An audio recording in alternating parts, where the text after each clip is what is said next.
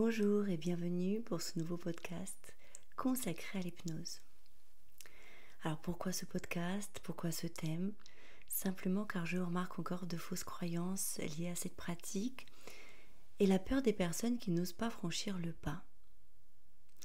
Alors rassurez-vous, tout premièrement, l'hypnose thérapeutique n'a rien à voir avec l'hypnose de spectacle. Donc qu'est-ce qu'exactement l'hypnose? De base, et ça va peut-être vous surprendre, on a découvert que l'hypnose, contrairement aux idées reçues, est un état naturel dans lequel nous rentrons toutes les 90 minutes en moyenne. Alors cela paraît un petit peu étrange, je vous l'accorde, mais effectivement, sans même le savoir, on se met tous régulièrement dans des états de conscience modifiés. Oui, car l'hypnose, vous l'avez bien compris, se définit largement comme un état de conscience modifié. Ainsi, lorsqu'une personne est dans un état d'hypnose de conscience modifiée, ses propres perceptions sont différentes par rapport à d'habitude. Qu'est-ce que ça veut dire exactement? Là, j'imagine que vous pensez plutôt au spectacle, vous imaginez des choses incroyables, alors non, pas du tout. Ça va être un petit exemple tout simple qui va être très parlant pour la majorité des personnes qui écoutent ce podcast, je l'espère. Lorsque par exemple, je vous parle d'auto-hypnose ou de cette capacité naturelle qui fait que notre cerveau se met en état d'hypnose régulièrement et quotidiennement, sans même que vous le réalisiez, ça va être par exemple tous ces moments en voiture. Vous allez être en voiture, vous allez être absorbé par vos pensées, par vos idées, vous imaginez des choses, vous serez peut-être tracassé par un sujet en particulier, et là vous arrivez à destination. Et il y a ce moment où vous ne rappelez plus de la route. Vous n'avez plus la perception du temps qui s'est écoulé. Vous étiez tellement absorbé dans vos idées que vous n'avez pas fait attention à la route ni au temps qui s'est écoulé. Ça, c'est un état modifié de conscience. Ça va être également à chaque fois que vous allez regarder un bon film ou une série et que vous allez ressentir les émotions, que vous allez vivre chaque scène comme si vous y étiez. Ça va être tous ces moments où vous allez être absorbé par le film et ne plus voir tout ce qui vous entoure, le temps qui passe. C'est de l'hypnose. C'est la sensation que plus rien autour n'existe à part ce que vous êtes en train de visualiser. Ni le temps, ni l'espace. C'est à chaque fois aussi que vous allez lire un bon roman, un livre, et que vous allez avoir l'impression d'y être, de vivre l'histoire, le moment, les émotions. Donc vous voyez finalement, sans même le savoir, vous connaissez déjà parfaitement l'état d'hypnose, l'état de conscience modifiée. Et c'est comme ça que la plupart des thérapeutes qui font appel à l'hypnose pour soigner ou accompagner leurs patients ont tendance à privilégier l'état de conscience, afin que la personne soit maître de sa transformation, de sa guérison. Donc ne vous inquiétez pas, on ne peut pas vous forcer à faire quelque chose qui est contraire à votre éthique. Ce n'est pas possible. Vous avez toujours cette part de conscience qui est présente. Le but étant que la personne réalise qu'elle est la seule à l'origine de son évolution et de comprendre comment elle a réussi à transformer ce qui lui posait problème dans sa réalité. Les caractéristiques de cet état d'hypnose peuvent être différentes selon la sensibilité de la personne, du patient, et selon sa problématique. Cela peut être par exemple une perte des repères spatio-temporaires, ça peut être des hallucinations, de l'anesthésie, ça peut être un très grand calme, un lâcher-prise, une détente musculaire. Donc finalement l'état d'hypnose en lui-même dépend énormément de la personnalité du patient, du contexte, de la méthode employée, des suggestions faites et de la profondeur de l'induction hypnotique. Il est important alors que vous avez que vous ayez une bonne communication avec votre hypnothérapeute afin d'envisager ensemble un accompagnement qui fasse sens pour vous, un accompagnement qui respecte vos envies mais aussi vos besoins. Personnellement, et ça n'engage que moi, c'est l'état où enfin on s'écoute nous. On n'écoute plus ce cerveau formaté, intellectualisé, rempli peut-être de peur, d'idées reçues, d'images imaginaires. Mais on apprend un petit peu à s'écouter nous. On est attentif à nos propres perceptions, nos envies, nos failles, nos besoins, nos manques. Et on arrive ensuite à comprendre nos automatismes, nos différents fonctionnements, ceux qu'on a mis en place et pourquoi on les a mis en place. On se concentre enfin sur son soi véritable, sans se laisser polluer par des images illogiques qui peuvent peut-être nous impacter, sans nous laisser peut-être envahir par notre propre jugement. On se reconnecte à son corps terrestre, mais aussi à son corps spirituel, à ses ressentis, aux souvenirs de nos propres émotions, ce que nous passons beaucoup trop de temps, je trouve, à refouler, à cacher, ou ne pas écouter, car le cerveau logique, il trouve toujours une raison, une explication, comme par exemple, on va se dire, il y a pire, c'est pas grave, arrête de pleurer, tu vas être jugé. Bref, tout pour cacher aussi la sensibilité émotionnelle que nous avons, qui aujourd'hui peut être mal perçue, surtout dans le milieu professionnel. Donc, avec cet état hypnotique, on ne peut pas cacher ses émotions à soi-même. En hypnose, on aime les émotions et c'est important, les émotions, car tout ce qui n'est plus dedans est dehors à sa bonne place. Donc on va les libérer, on va les laisser sortir, mais de manière écologique. Je pense qu'il ne faut pas qu'on l'on soit gêné par ces émotions-là, parce que c'est beau. C'est ce qui nous rend différents des robots, de l'intelligence artificielle, du fonctionnement que l'on appelle inhumain.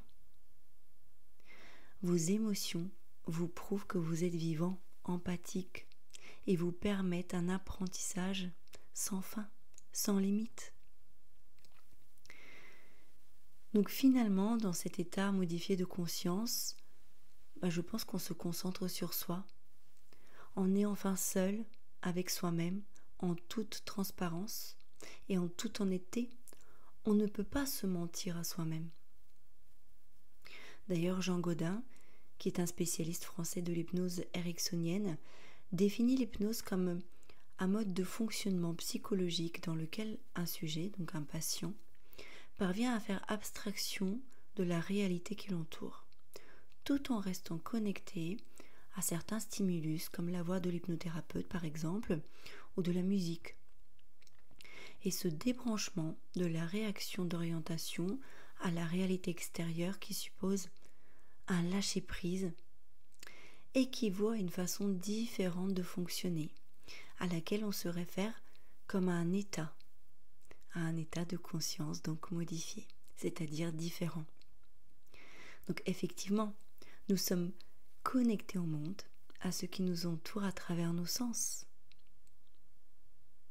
Notre cerveau va traiter les informations perçues par nos sens, par d'un côté le circuit du conscient et de l'autre côté le circuit de ce que l'on appelle l'inconscient, le subconscient. Donc le conscient, nous avons l'habitude de le maîtriser, de l'utiliser. Cela va être notre cerveau logique, intellectualisé. Lorsque l'on va définir les choses intellectuellement, logiquement, techniquement. L'inconscient, c'est quelque chose qu'on a beaucoup plus de mal à expliquer, à mettre dans des cases logiques, car il fait appel à nos ressentis émotionnels et du coup nos logiques. Et en plus, elles sont différentes par rapport à chaque personne. Ces émotions peuvent mettre en place des comportements qui deviennent peut-être contraignants, par exemple des crises d'angoisse, du stress, de l'anxiété, des crises de panique, de la peur, des phobies, des troubles du sommeil, de la fatigue, de l'anorexie, de la boulimie. De plus, notre perception peut mettre en place certains automatismes. Par exemple, lorsqu'on va se brûler en touchant un objet chaud, on va tout de suite avoir le réflexe de retirer notre main avant même que la douleur arrive à notre cerveau, à notre perception. Cela va être une perception de comportement réflexe mis en place par le corps et l'inconscient pour se protéger. Des études qui ont été menées sur le subconscient se sont aussi attardées sur les rêves. Parce que le rêve est un acte totalement inconscient. Vous ne maîtrisez pas vos rêves. Vous voyez ? D'ailleurs, l'inconscient va déconnecter le cervelet de la moelle épinière lorsqu'on va rêver, afin d'éviter que lorsqu'on rêve par exemple que l'on danse, on se mette réellement à danser. Donc, vous voyez, on vient de comprendre que l'état de transe, l'état d'hypnose ou de conscience modifiée est quelque chose de finalement simple et naturel. C'est quelque chose de familier. On va voir maintenant comment, grâce à des inductions, des suggestions, nous pouvons modifier certaines perceptions. Des inductions, vous en percevez quotidiennement et à outrance.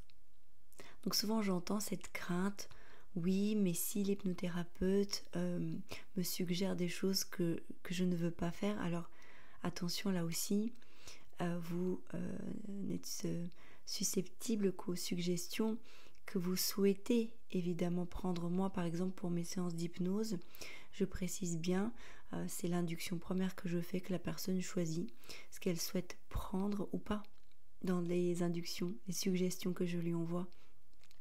Je lui dis clairement qu'elle doit choisir ce qui est en adéquation avec son éthique, avec sa manière de vivre, avec elle. Vous recevez tous les jours des inductions hypnotiques, tous les jours. Ça peut être venant des publicités, des films, des informations, des médias, de votre entourage, de l'école, bref, des inductions hypnotiques, vous en avez partout autour de vous et de manière quotidienne et permanente. Et si finalement le rôle principal de l'hypnothérapeute était de vous déshypnotiser de vos inductions trop perçues et de vous permettre peut-être de repartir avec vos propres ressentis qui vous permettront d'être en accord et en paix avec vous, avec votre propre fonctionnement. Parce que vous savez, des techniques d'induction, vous l'avez compris, elles sont très variées. Elles sont très très variées. Si je vous parle de techniques d'induction au niveau des pubs, des médias, des films, des romans, c'est que c'est ça aussi. Donc vous voyez, elles sont partout et de toutes sortes. Mais elles font tout appel à la perception sensorielle par l'inconscient. Ça, c'est vraiment leur point commun. Par exemple, on va stimuler votre induction visuelle. Elle sera stimulée par les films, les spectacles. Ça va vraiment faire appel à ça, à tout ce que vous allez voir. Les inductions auditives seront facilement transmises par des discours des politiques, par un cours magistral ou un hypnothérapeute pour le coup. Et les inductions émotionnelles, quant à elles, seront facilement imprégnées par des sentiments comme la peur, la joie, l'anxiété, le stress. D'ailleurs, les médias utilisent à outrance la peur et l'anxiété pour vous induire des messages. Donc ça, c'est quelque chose aussi qui vous est finalement très familier. Vous voyez, l'hypnose est surtout une pratique, un outil qui facilite la thérapie et l'accompagnement. Du coup, elle a cette capacité à s'intégrer très facilement à toute approche thérapeutique, à l'approche humaniste, les thérapies cognitives ou comportementales, les thérapies brèves. Plusieurs spécialistes d'ailleurs vont définir l'hypnose comme un outil permettant d'accéder aux ressources inconscientes, de contourner les blocages et de permettre l'émergence de nouveaux comportements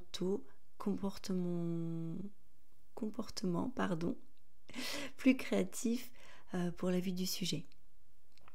Donc, vous voyez, c'est quelque chose qui est très large.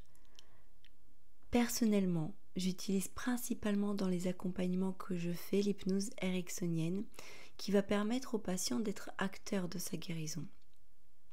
Pour moi, il me semble important que la personne arrive à comprendre ses propres fonctionnements et à avoir conscience de ces modifications. C'est au patient d'utiliser l'état hypnotique afin d'accéder à ces ressources intérieures qui sont inexploitées.